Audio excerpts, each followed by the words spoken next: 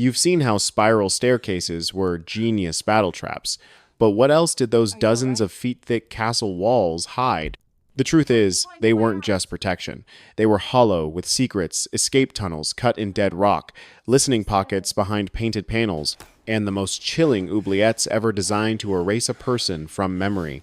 In part 2 of our 100 Fact series, we dive into what the stone itself concealed.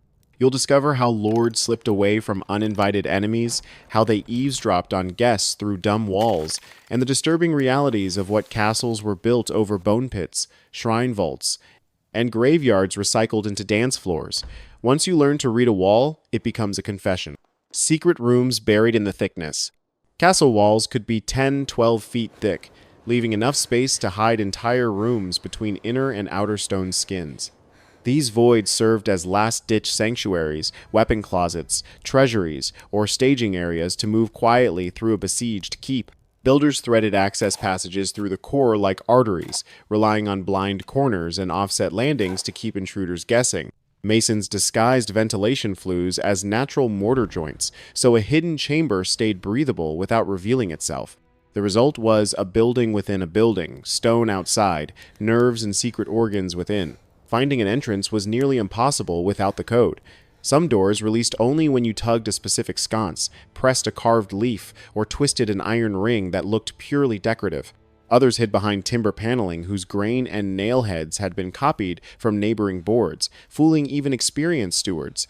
False corners, dummy alcoves, and stair treads on pivots added layers of misdirection that bought precious seconds in panic. In a good castle, nothing plain was ever plain. Every surface was a potential switch. Once the panel slid, the wall swallowed you like a stage trick. Some secrets weren't just storage, they were lifelines that kept a starving garrison alive under siege. The hidden food lines. In more than one famous fortress, archaeologists have traced secret passageways running out to caves, riverbanks, or wooded ravines far beyond the curtain walls. These routes let defenders ferry sacks of grain, salted fish, and jars of ale back into the keep, while besiegers dozed on the wrong perimeter.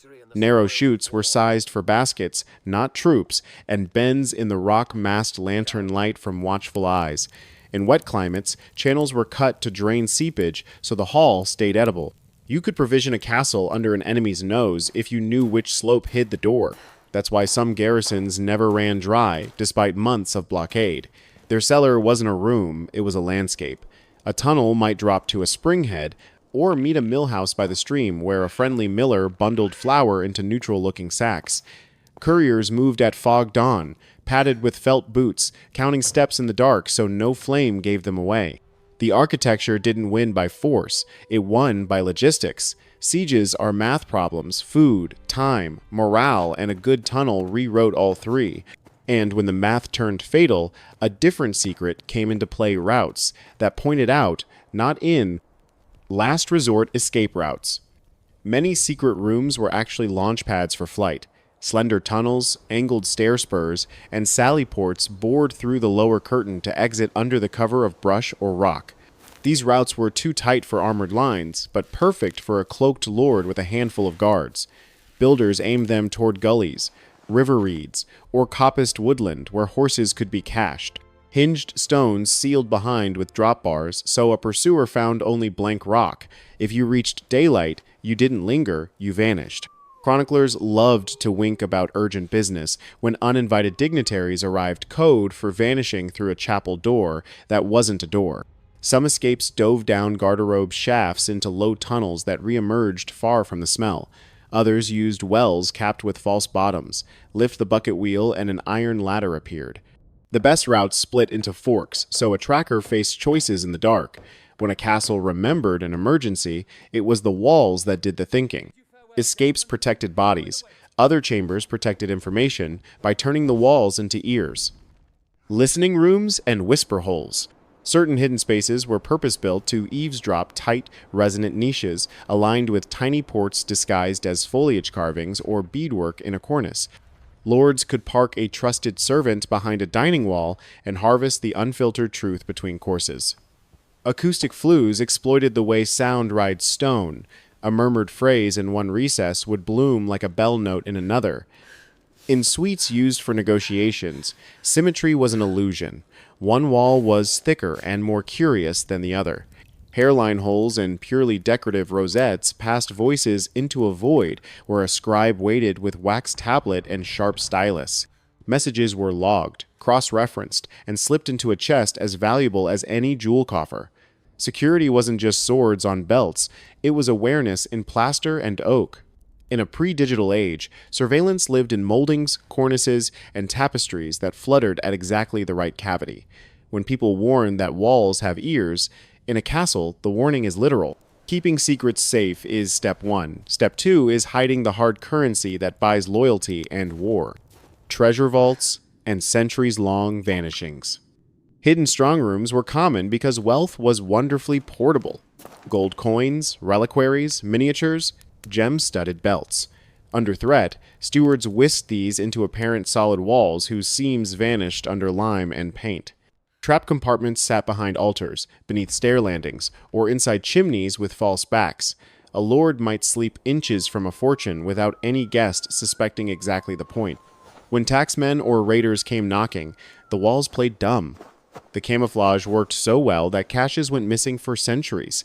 Renovators in old French keeps have pried up skirting boards and found hoards, hundreds of gold écus worth a modern fortune, tucked there since the 1600s. Even with ground-penetrating radar today, surveys keep pinging odd hollows where no room should be. Some are vaults, some are priest holes, some are simply rumors with good architecture. The longer a secret sits in stone, the more it hardens into legend, and the more it resists the chisel. Not every hidden space guarded jewels. Some were built to ensure someone disappeared and stayed that way. Oubliettes, prisons of the forgotten. The darkest chambers were the oubliettes, named from French oublier, to forget cells, meant less for holding than for erasing. Access was from above, a hatch, a shove, a thud in the dark. Their walls were damp, their floors uneven, their air foul. A prisoner couldn't plan an escape if the room was a hole with no corners, no footholds, and nothing to map. The design was psychology as much as masonry. Crush hope, and stone does the rest. Many oubliettes lurked beneath trapdoors, in guardrooms or corridors that looked harmless by torchlight. A captor could lift a bar, pivot a beam, and by morning behave as if a guest had simply moved on. Survival hinged on a gaoler's mercy, maybe a water ladle, a crust, a word passed to kin. Chroniclers recorded names that simply stop, the textual equivalent of a hatch slamming. In a castle obsessed with memory, coats of arms, dynastic lists, the oubliette was the institutional power to forget. From darkness to a different kind of exposure, rooms where everything was public, in ways both practical and revolting. Garderobes. Public, practical, and gross. Medieval garderobes, a polite word for castle toilets, were small projections or shafts set in thick outer walls, often stacked floor above floor. Waste fell straight down stone or timber chutes into pits, ditches, or the moat below, with lime occasionally tossed to tame the stench. Apertures faced the prevailing wind to carry fumes away from chambers where people actually wanted to live. By day, you could chart the social map of a keep by which garderobe was nearest to whom a private corner was a subtle perk. Toilet paper wasn't a thing. The wealthy used soft wool, hemp, or cloth scraps. Others grabbed leaves, moss, or, notoriously, their left hand reserving the right for dining and handshakes, and both for prayer. Benches were stone or wood with keyhole cutouts, and, on cold mornings, a reminder that prestige didn't heat everything. Servants swabbed chutes from access doors lower down, a thankless job that kept disease from seeping back indoors. The system was crude but systematic. Gravity, airflow, and ritual cleaning did the work plumbing would later do. Disgusting as they were, garderobes did something clever for wardrobe security, literally for wardrobes. The wardrobe that protected wardrobes. The word garderobe originally meant a place to guard clothing, not just a place to foul. Counterintuitive as it sounds, some lords stored rich garments in chambers off these smelly shafts because the reek repelled moths and fabric-eating pests. A velvet gown, safe in stink, was better than a perfumed one riddled with holes. Hooks and poles kept sleeves from brushing the aperture, and cedar or herbs added a second line of defense. In a world before mothballs, stench was security tech. Textiles were a currency: wool, silk, embroidery. So keeping cloth intact was serious economics. Inventories list mantles, surcoats, and banners protected in wardrobes, where odor deterred larvae that would feast elsewhere. The irony writes itself. Gala clothes nested near the worst air in the keep.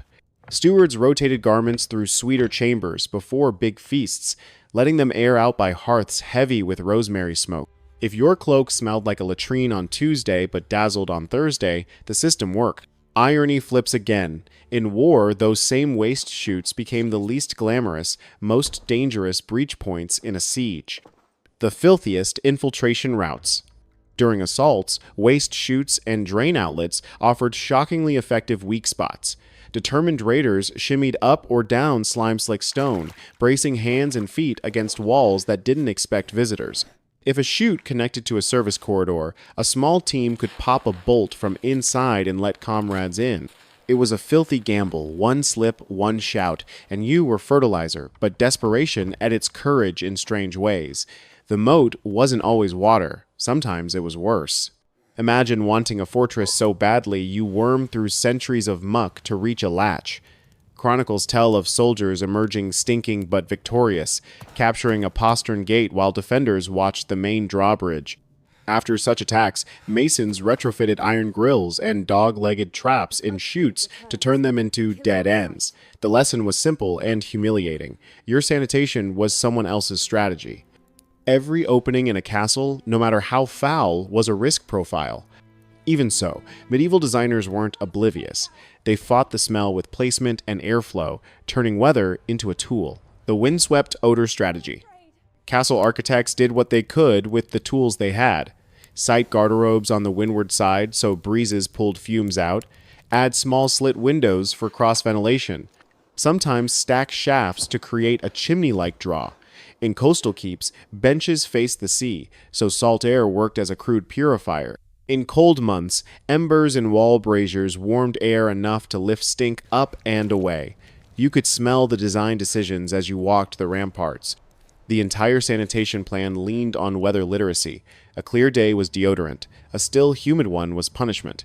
When conditions turned ugly, hangings came down near shafts, doors stayed shut, and rushes were changed more often. Primitive as it was, the system reflected a broader truth about castles.